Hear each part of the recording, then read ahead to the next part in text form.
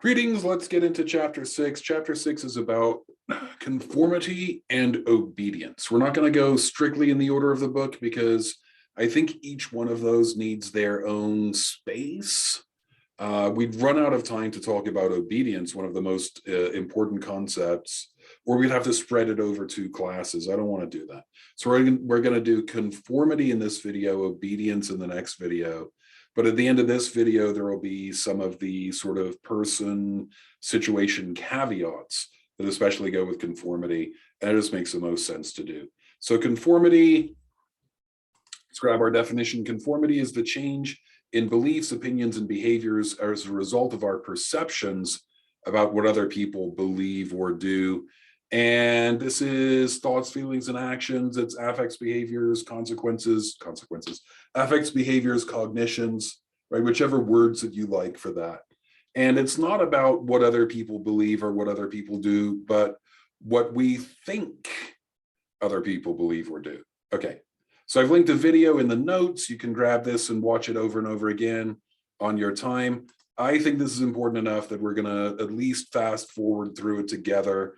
I'm going to put it on mute and narrate over the top of it. So here's a person who is in the place, obviously, for an eye exam, and everyone else in the room is a Confederate. Not a racist flag Confederate. They're in on the gag, right? There's a hidden camera watching what everyone's doing, and there's a tone playing in the background. Beep. And every time people hear the beep, they all stand up.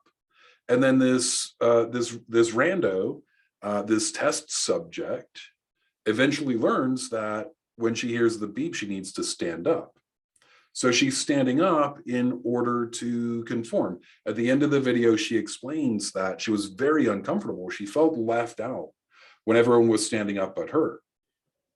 And then when she started standing up with everybody, she felt better. It diminished her anxiety. Okay. So the first part of the video, everyone's standing, she's standing, but slowly they're taking all of the other people out of the room. She's a very patient individual because everyone's getting called ahead of her until she's alone. Okay.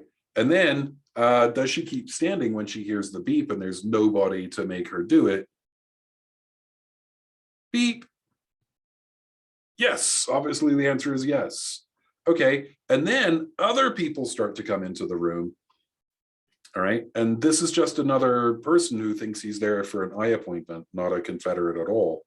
She hears the beep, she stands up, and he's like, WTF? And now he's asking her about it, which is a little unusual. He goes, why are you standing up?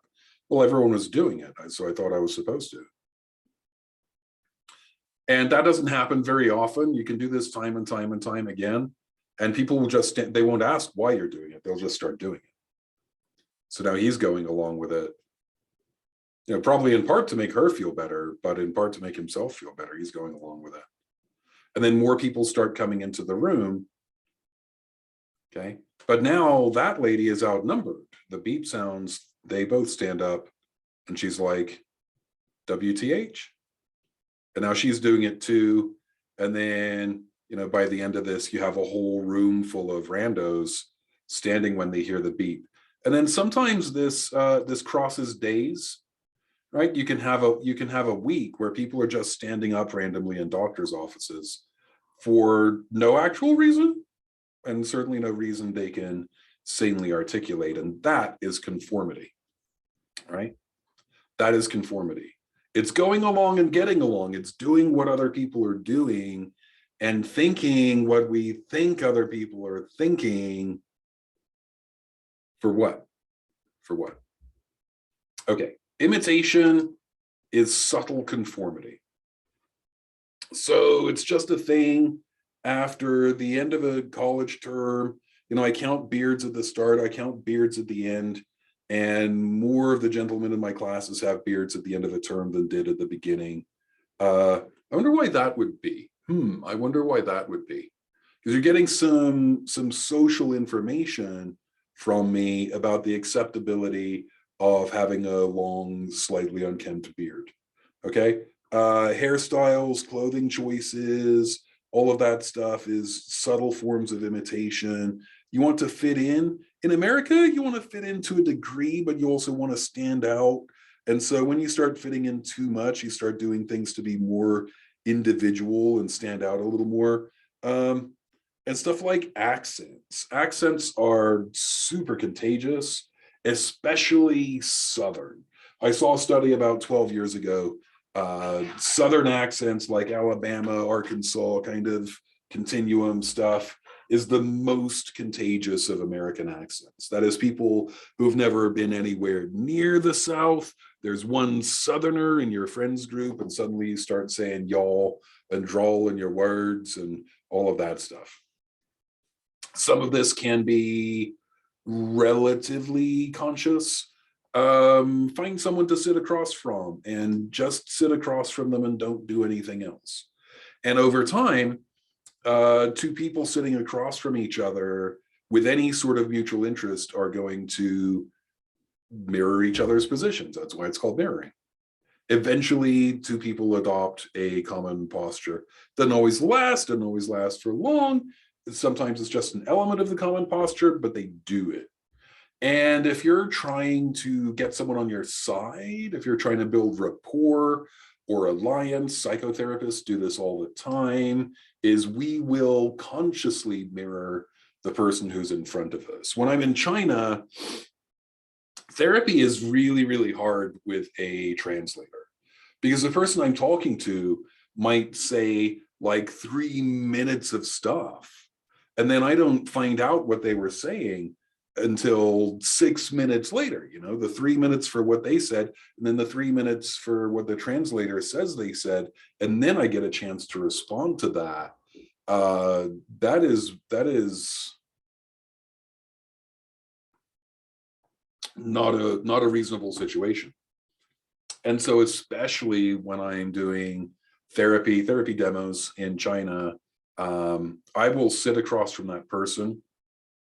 We'll kick our shoes off, sit down on the floor, and I'll sit across from them, and whatever they're doing, I will do. I will adopt their posture. I won't ape it. I won't dramatize it. I'll wait a second or half a minute and then subtly adopt their posture so that they can see that I'm relating to them in some way. And people who were mirrored in this fashion tend to feel like their interactions went better. They had a better time, they like the other person more, they feel more heard, whatever measure you want to use, okay? Next term is informational social influence. This is the change in behaviors that occurs when we conform to people who we think have accurate information. So kind of opened the class with what to do in a new kind of steakhouse. In the North, in a steakhouse, you would go in and be greeted by a maitre d', and they would seat you at a table, or a host or hostess or whatever, seat you at a table, hand you menus. And in the South, in particular in Texas, that's not what happens. You go in and there's a hole in the wall and the menu's on the wall. And like, how would you know how to do that? You'd get the information from the other people around you. In a crisis, especially in a crisis or a very complicated situation, people just don't know what to do. People don't know. So you're at a shopping mall and there are gunshots, and you look around to see what other people are doing. And if they're all running for the exits, the more people who are running for the exits, the more people run for the exits.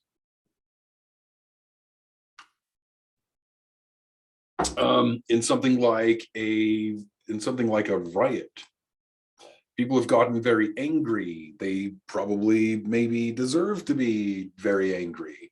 The anger is righteous, but one person breaks a shop window and takes a television, and because no one there has ever been in a riot before, they have no idea what are the behavior expectations for rioting, and some of them break windows and steal TVs, and it's a very difficult thing to keep your head and remain yourself in those kinds of situations. Think it through and make an appropriate decision, okay? Bronze Age morality stuff, normative social influence. That is, we're doing things, we're adopting style, behaviors, speech patterns, whatever it is, in order to be liked by other people. In other words, for the hope of reward, or to avoid rejection, that is, to escape punishment. This stuff is baked into us. We're primates, we evolved here, we're in some respects just heavily armed chimpanzees, you know? And stuff is baked in, it's baked in at the DNA level. We can overcome it because also baked in is massive, massive frontal lobes that are capable of magnificent feats of moral reasoning, but that's very expensive and mostly we don't do it. Okay, so a social norm would be widely accepted beliefs about what behaviors, thoughts, or even feelings are acceptable. When it comes to politics, I've linked you a wiki page on the Overton window. This is worth a read if you're into this sort of thing. And the Overton window is sort of the range of ideas that can be discussed publicly in a political context. So like in the 50s and 60s, it was fine to throw the N-word around, to make politics explicitly about race and white people maintaining ascendancy over Black people. But by the 68 Democratic Convention, that was no longer acceptable. And so the Goldwater Republicans had to use euphemisms. The Overton window no longer permitted talk about Black and white people, but it did permit talk about welfare reform. And if we could dog whistle, come on, man, we have their operatives saying this out loud in public. If we could imply that welfare recipients were Black without ever saying it, then we could still gin up those racial animosities, divide people up, and win elections. So in modernity, part of shifting that Overton window is making Nazis acceptable again. This is it was the University of Virginia campus, and there was some move to like take down a Confederate era statue of a slave owner or something, and then the Nazis showed up. Some of them were just going along. Some of them thought it was a lark, you know. Some of them were edgelords, whatever. But the leadership are Nazis. They were the KKK. They took the hoods off and stuff and just tried to look like regular people. So it would seem as though regular people thought that Confederate era Civil War apologetica were acceptable, and that worked. That worked. So since that event now, the discussion about pulling down monuments to slavery as a social justice imperative has been sort of co-opted by the right as protecting history and all sorts of other apologetics for statues that half the time were erected literally by the KKK and the Daughters of the American Revolution. All right. Okay, so then we get this public versus private compliance dichotomy. Public compliance would be someone changes a behavior for these Bronze Age reasons. They don't believe in the thing. They don't really believe in what they're doing, but to be liked and to not be rejected, they go along, their attitude doesn't change. That's called public compliance. And then private compliance, conversely, would be changing both the behavior and the attitude. Okay. Then we just have these two quite simple ideas. Going to expand on them. Majority influence, the minority come to hold the attitudes of a majority, and minority influence, the majority come to hold the influence of the minority. So starting with the first one, we have the Asch experiments. And what we're going to do, we're going to look at these two panels. There's a standard card and the test card, right? And they're side by side on a screen. This is an old experiment. So it was one of those gooseneck lamp deals, and you put the acetate thing down and the light shines in the mirror and it broadcasts it onto the wall like that, you know? And it is very, very clear that line 1 matches the standard card. Your job as the participant is to identify the line that matches the standard card, okay? But you're last in line. And there are 7 other men. Ash only used men in these experiments. There's a weakness. There's a bigotry. Fine. So there's 7 other men in front of you, and all of the men say it's 2. And you're sitting there sweating, going, but obviously it's 1. There's no wiggle room here. There's absolutely zero ambiguity. In a previous experiment, Muzaffar Sharif had people stare at a dot on a white screen. And if you do that, it seems to move around because your eyes are always moving around so that you don't overload the receptor sites in the back of your retina. So it looks like the dot is moving around. And that's an ambiguous stimulus. And you can do this conformity stuff with ambiguous stimuli. That's fun. But here's an unambiguous stimulus. Line 1 matches the standard card. And 7 men in front of you say it's line 2. What do you say?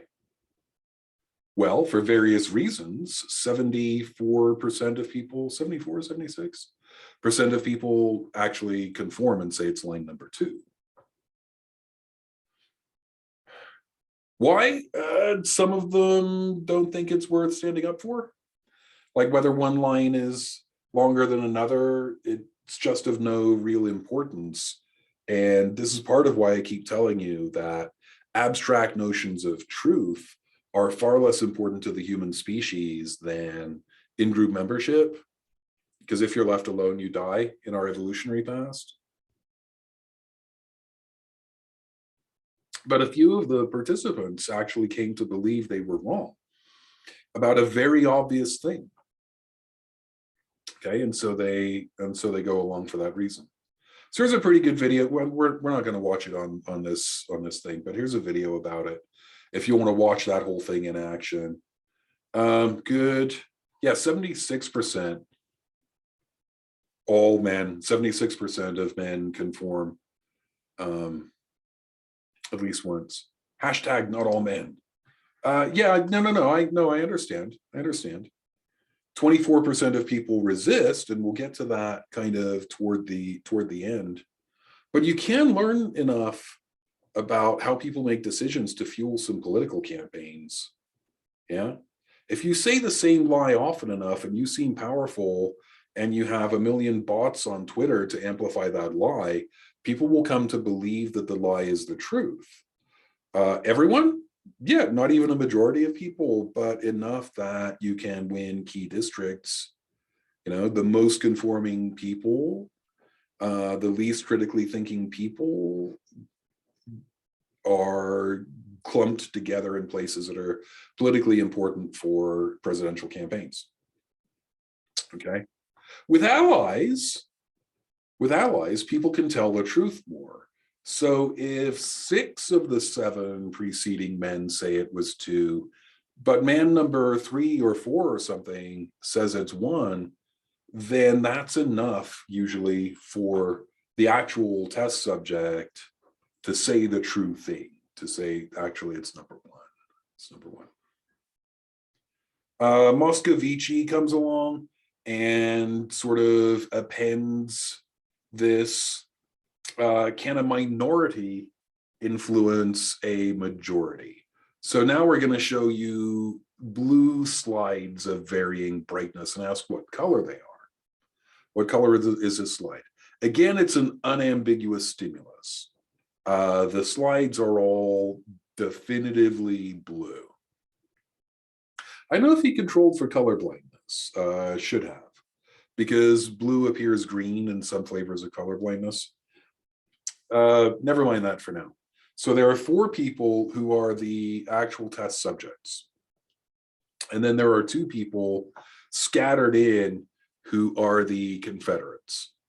And the Confederates insist blue is green. If they are inconsistent about this, if only sometimes one of them says blue is green, no use. If only one of the Confederates says blue is green, then they might be able to recruit 1 or even 2 of the members some of the time. But if the two people always on every slide say that the color is green, eventually the whole room says that the color is green when it is obviously blue.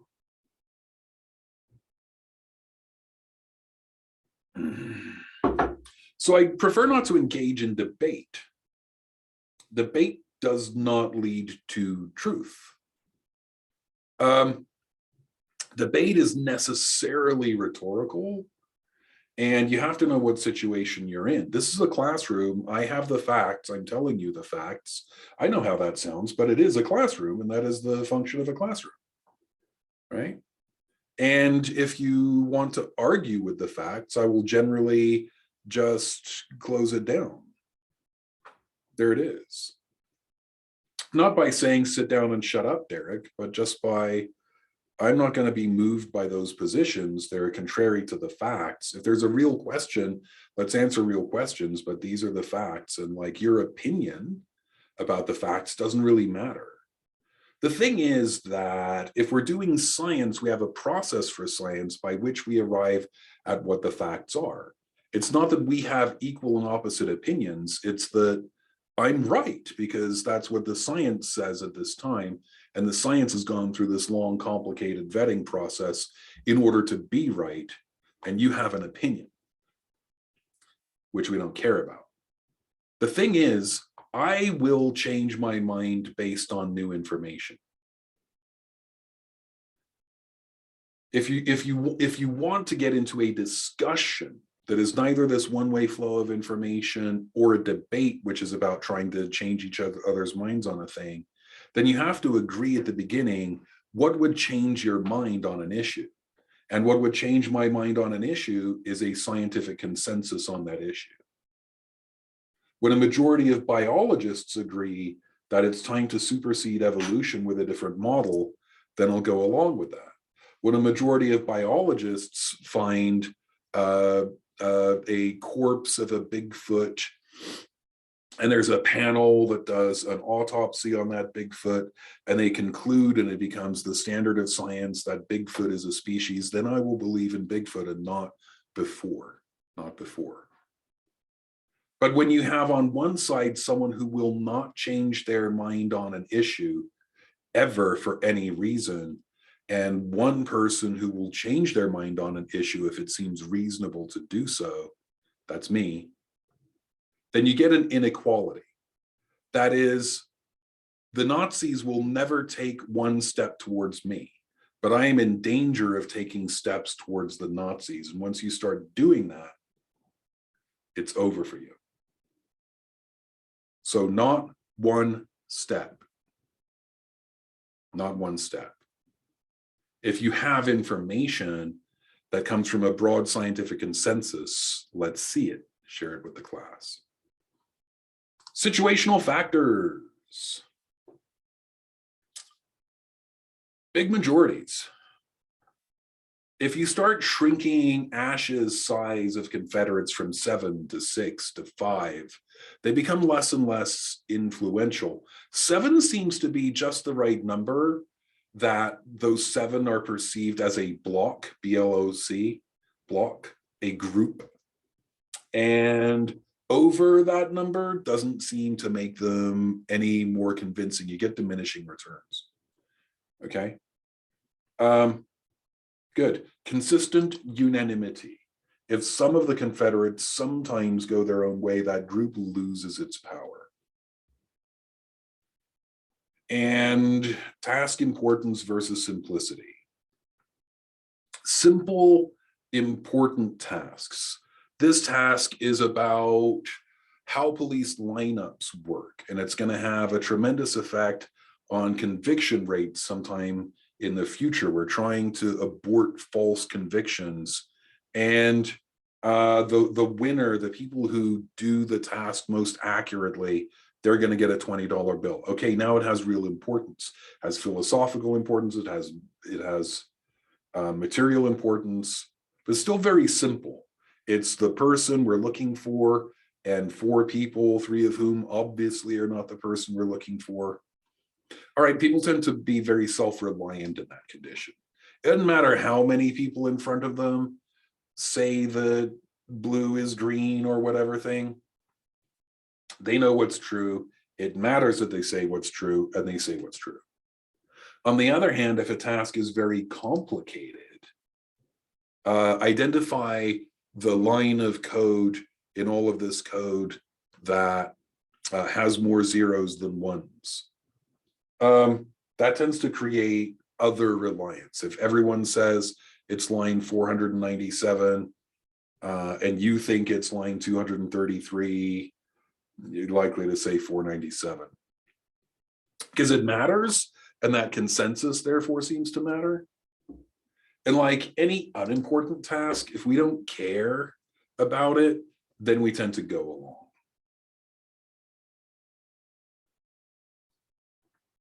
Okay, it's going to be a short one today. Gender, culture, individual differences. So we're skipping obedience. Again, we're skipping obedience because we're going to do that whole thing together. 24% of the ASH study people just never conformed.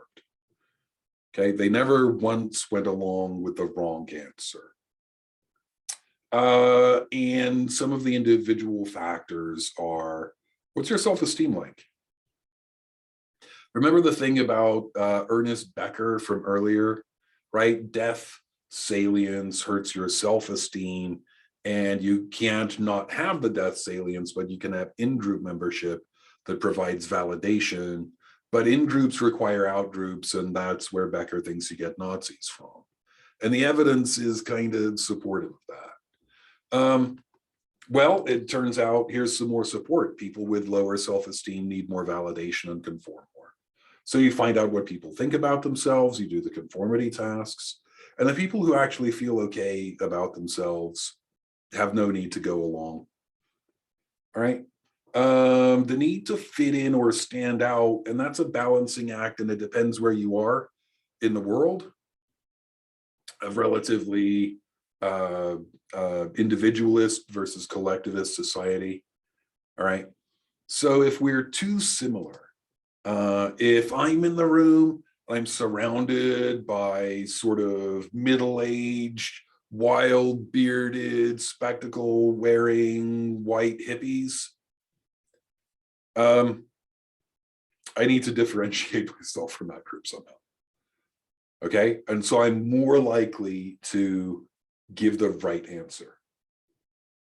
But if we're not similar enough, I will tend to conform, right? So if everyone in the room is a Hispanic woman with good eyesight who enjoys classical music and has a Care Bears t-shirt, ooh, there is a block here. I'm not part of that block. That hurts my self-esteem. And I start shopping on Amazon for Care Bears t-shirts. I go along and give the wrong answer. Like a more vivid example of this is when I'm in China, we don't eat at people's houses. That's an American thing. We go to restaurants. And every restaurant is sort of alert for Westerners, even in places where Americans never really go. They're alert for Westerners, and they have forks. They only bring out when they see white people. And we never use them. We never use them. Servers always bring us forks and put them next to our chopsticks, or they don't give us chopsticks and we ask for them. And some of us are quite good at eating with that style of implement. Some of us are quite bad at it. I'm in the quite good at it group. Like I'm at the point of picking up ice cubes with chopsticks. That's mastery level. And other people, can't do it. And they do it anyway, because that's what other people are doing. And we don't want to feel left out. Like that first person, that woman at the optometrist, right? I felt left out. Okay. Age matters. So I'm just at the age of not giving a freak. Look at these gray hairs, man. I don't have time. I don't have time to pretend. I just don't care. But older people, maybe it's that older people come from a time when America was more socialist. and they care more about each other. And young people don't know as much about the universe and don't know what to do. But older and younger people are a little bit more conforming. Group admiration, if it is Nazis saying that the line is one when the line is obviously two, I mean, only another Nazi would go along with that, and everyone else would um, have a really difficult time conforming with a hated group.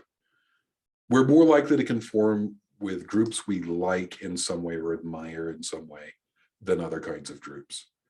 But back to the situation, like none of these individual factors really has much, if any, predictive value. The circumstance itself accounts for 75% of people's behavior, and the other 25% or so is 24% is split up between these various factors at various weights and some other stuff we don't understand.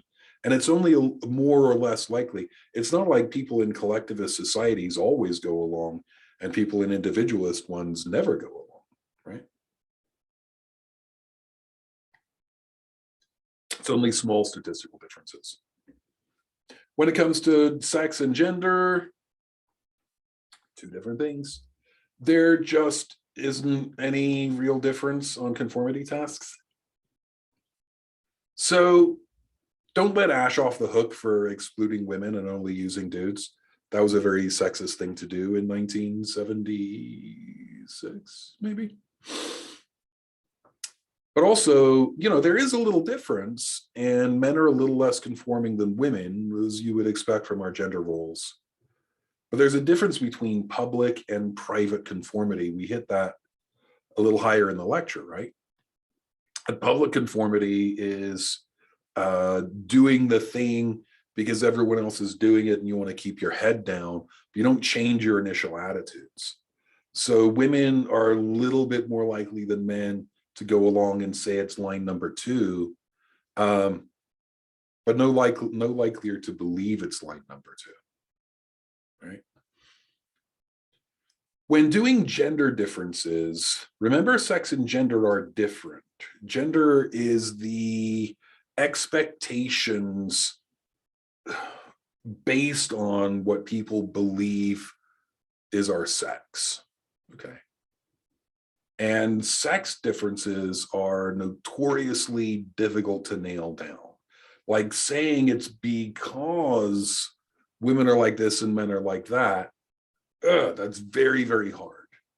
There is the social situation that's happening, and then there's the society in which that social situation is happening. And then there's the person kind of embedded in those nested contexts, right? So we can say this, men on average have less other concern than women do and are more worried about their status. That is, men directly tend to have status in society, and protecting that status, gaining and protecting status is like, in many ways, it's our life's work. Masculinity is fragile.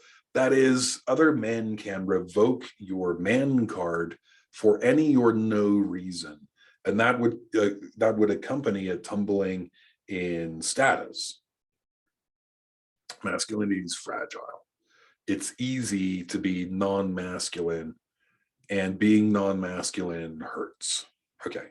Women on average, I mean, changing, yes, but still on average depend on men for status and security. That is, women, it's less usual for a woman to directly have her own status. A woman's status in America depends on the quality of her marriage. And if a woman marries a low quality man who's like a pederast and picks his nose in public and can't afford a car, then the woman's status in that marriage is also very low. So women seek out higher status men to marry. Should they? What's with the should? I don't know. I just know that's how it is. And if you want a better picture, bring a better face. But also for security, that women alone in public are less safe than women in public attached to a man. All right. Thus, therefore, men are slightly more likely to stand their ground in these kinds of conformity experiments. And women are slightly more likely to conform than men, but only to do the performance of conformity in order to stay safe. Okay.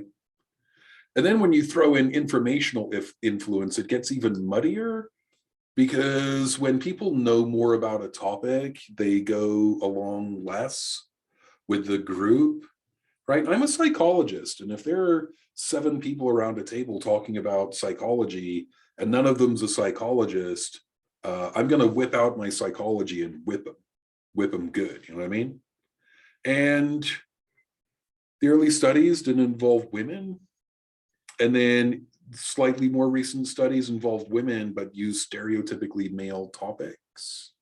And women would go along with men in the 80s when it comes to sports and warfare and cars and whatever, right? But you make those topics stereotypically female and suddenly the tables turn.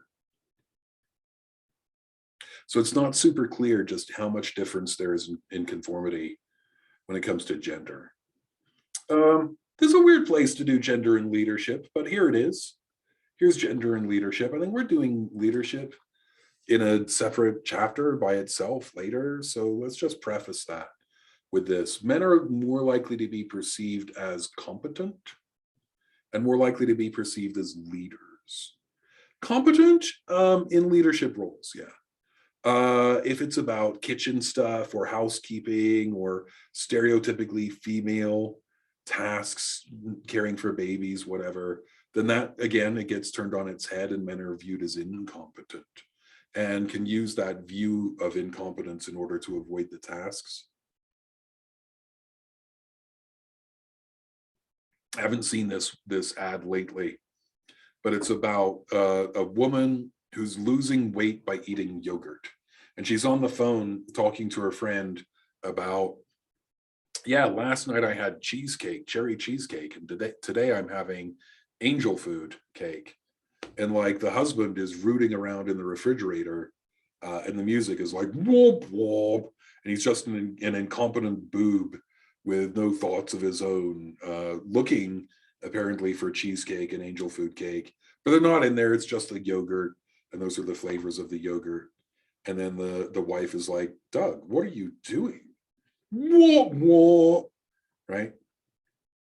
But in leadership roles, women get seen as less competent, less efficacious, less matching in the role, having less leadership attributes. Women are equally efficacious leaders in practice by any metric you care to name, other than people believing it. Women get the job done. Women get the job done equally to not better than men. No one's better at leading. The people led by women don't believe it. All the metrics agree, except what people believe. So women experience what's called a double bind. That is, female gender expectations. I've been struggling all day to remember this word. There we go. Include communion. Agency versus communion. Communion is feminine in America, which means stuff like peacekeeping, being warm, nurturing, participating in a conversation by pulling the other person into the conversation rather than expressing her thoughts, giving way rather than making way. And male gender expectations tend to be agentic, which is about directness, bluntness, even, aggression. Physical aggression, yes, sometimes, but aggression, seeing what you want, going after it, getting it, competing. And when we ask people what makes a good leader, the stuff that they say makes a good leader is typed male. Which means that women have to step outside of type. In order to be seen as a good leader, women have to be seen as male, And when someone steps outside of type, we don't like them very much. In fact, don't we have a special word for women who adopt leadership characteristics or agentic characteristics? A non-flattering word that starts with B and rhymes with itch, for example. That's the double bind. Women take on agentic qualities to be seen as leaders, which makes them be seen as less feminine, which makes them less likable. Get it? Okay. The individualist collectivist thing is going to keep coming up and up and up. It kind of matters. I think it's a little exaggerated and like less useful as we stream into the future. If there's a future. What I mean by that is China is very different in 2022 than it was in 2012 or 2002. People see a lot more Western media than they ever have. Communism failed. Government control of the economy just failed. I talked to some old timers over there, and they were telling me what it was like to go to a restaurant under communism, which is you'd go in and no one would seat you, and you could go sit and wait at a table, and maybe an hour later someone would come out and find out what you want. And then maybe an hour or an hour and a half later, they'd bring you something that was like what you asked for, and it was cold and nasty. Because there was no incentive for work. Government control of the economy just it's not effective. And so after Chairman Mao, after Mao Zedong, Deng Xiaoping got a hold of pseudo capitalism, where you're setting up competition, and like the government owns the people who own the companies, but people own companies and they compete, and there's something of a free market within boundaries, and that's a money-making machine. Crank the handles. So China is very cooperative in some ways, but also very competitive in modernity, very competitive. Less collectivist than it used to be. Maybe still more collectivist than the West, but pretty collectivist, pretty individualist too. And like the idea that Americans are not at all collectivist would be false. The Indonesian earthquake, tsunami. It's like 2009, if memory serves. Like France and Germany each gave like $1 million to the Red Cross to help. Americans reached into their pockets and gave up like, by the time it was done, like $500 million. We donated $500 million to the Red Cross to help Indonesians, a nation we'd never even heard of, after this massive event.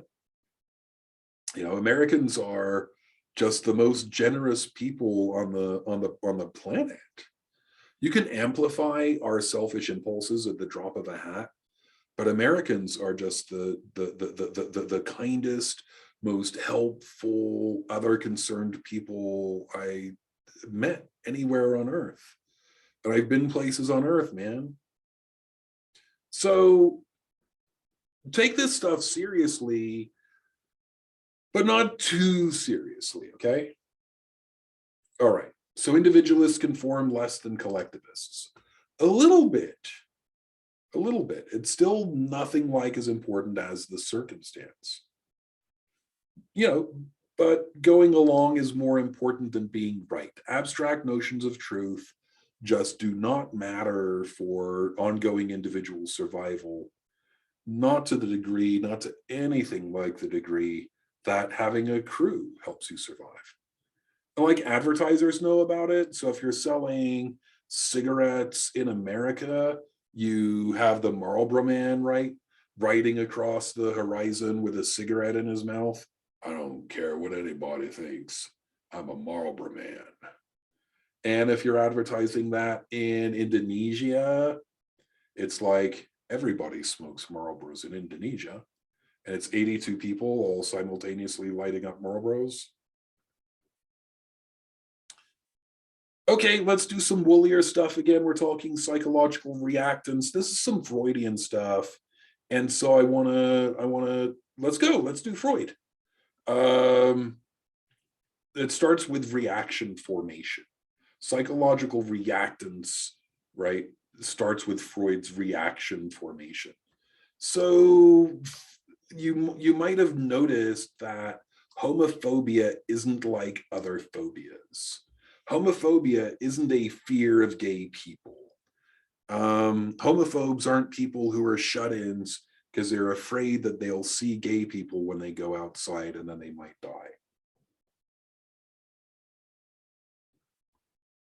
I don't see two dudes holding hands downtown and run screaming with their hair on fire to the car and drive immediately home. No, it's hatred. It's hatred. Because Freud's description of homophobia precedes the diagnostic categories we're using now. Okay. Good. It is a hatred of gay people inspired by a cultural hatred of gay people. So Freud is a 1880s Viennese dude. And the Vienna, the Viennese were they were pretty sexually repressed. Very, very moralistic, very uptight. Clothing had to go from the bottom of your chin to the bottom of to the tops of your shoes, and you have to have a hat if you're out of doors. If you're a lady, a hat with a veil, so it'd be just like many Arabian countries today with a different fashion sense. And I absolutely hated gay people. Being gay was literally, it's still a stoning offense. You know, you could be hung for being gay. And so people in that day and age would internalize the social standards around heterosexuality and homosexuality. They would, because everyone hated gay people, homosexuals, there weren't gay people yet, everyone hated homosexuals. Any sign that oneself might have some same-sex attractions would be met by the self with a certain amount of fear and derision. It would be terrifying. It'd be terrifying.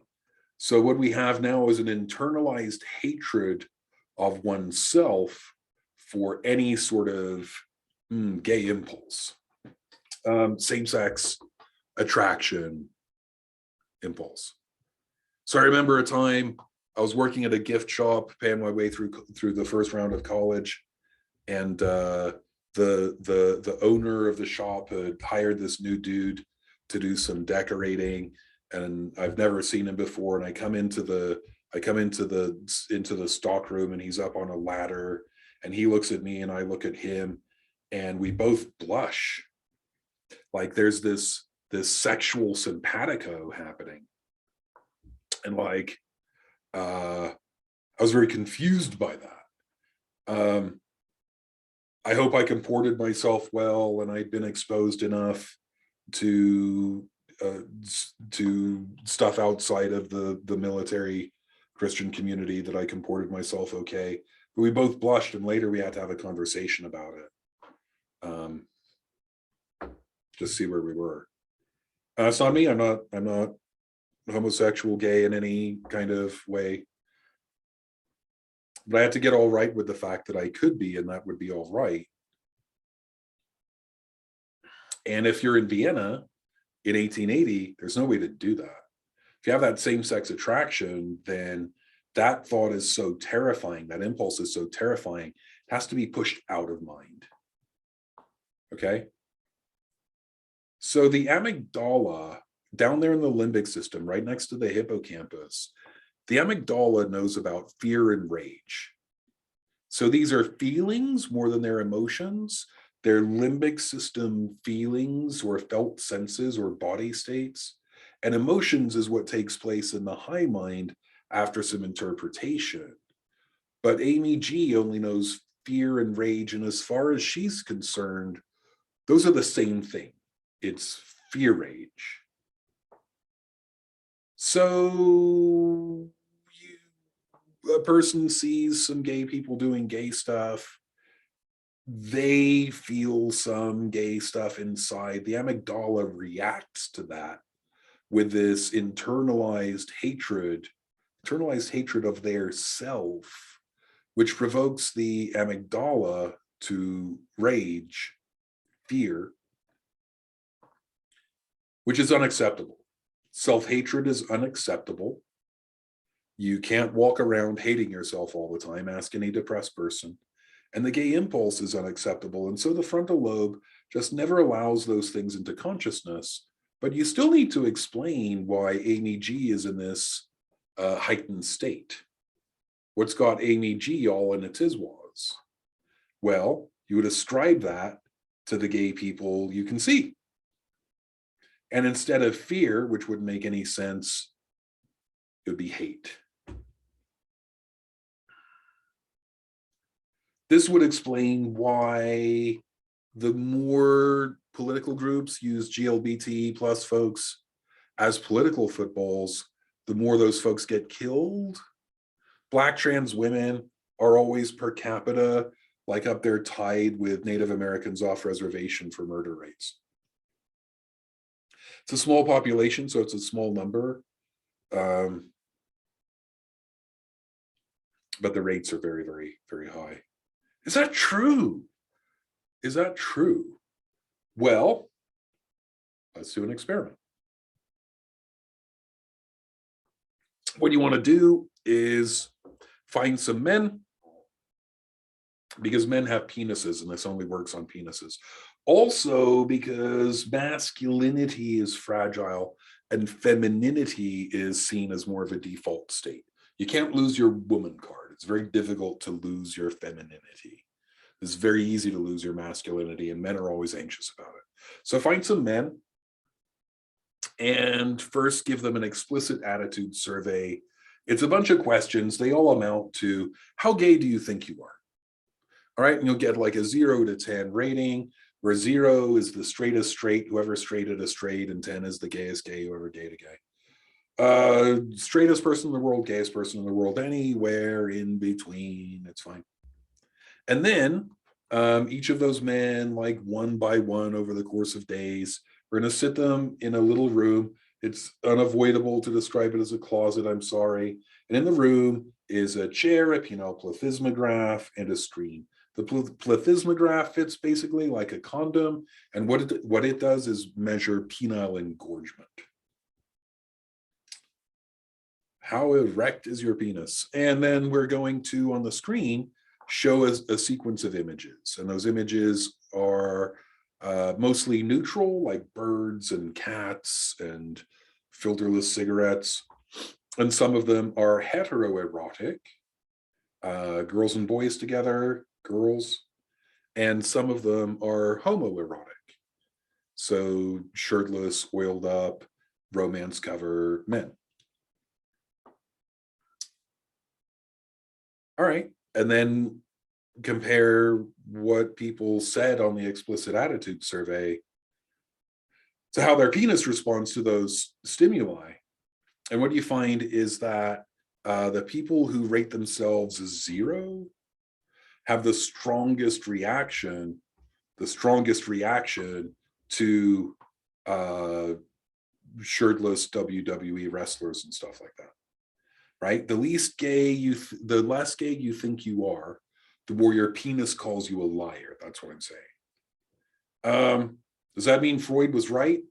Well, it doesn't mean he was wrong. Okay, so you move from there to reactants. All right, in modernity, we don't say all that stuff. We say this, reactants. Every neurological process seems to have an opponent process. That means if I say, hey, we should eat broccoli for dinner, you get a network in your brain that lights up and goes, we should eat broccoli for dinner. And then you get an opponent process that goes, we should not eat broccoli for dinner. And then those networks then go to war with each other. Honestly, it's like a political campaign. So these neurons are signaling each other to fire faster and louder and whatever. And these ones are doing the same for these ones, but these ones are sending out suppression chemicals to make this one shut up. And this one's sending out suppression chemicals to make this one shut up. And whichever one wins is the one that ultimately fires. And that's the one that you do. Cheesecake. And we're having cheesecake for dinner now. Okay. The more forceful is a demand, the stronger is the opponent process. It gets some kick from resisting.